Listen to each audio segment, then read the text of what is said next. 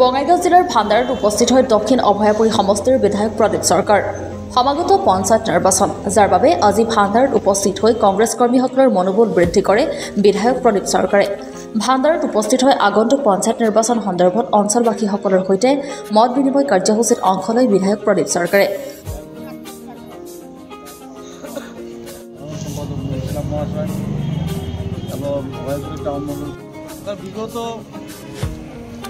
বিধানসভা television হলো এবং panchayat television হলো সেই টেলিভিশনের জড়িয়ে সমষ্টি উলট পালট পঞ্চায়েত উলটপালট হয়েছে। ওয়াতে দেখা গেল বিশেষ করে পঞ্চায়েত সেক্টরে যে অনেক জায়গায় পঞ্চায়েতটা ভাগ করে 2 ভাগ করছে 3 ভাগ করছে। আমাদের সাংগঠনিক দেখার জন্য যেটা আমাদের মূল কাণ্ডারি যেটা বলি আমরা কংগ্রেস দলের মণ্ডল।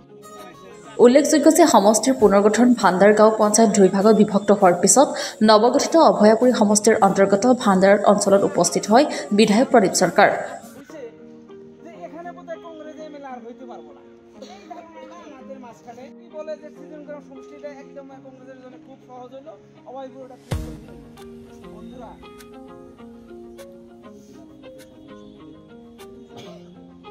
মানিকপুৰৰ পৰা আব্দুল সুবাহান আলীৰ ৰিপৰ্ট, অসম টুডে।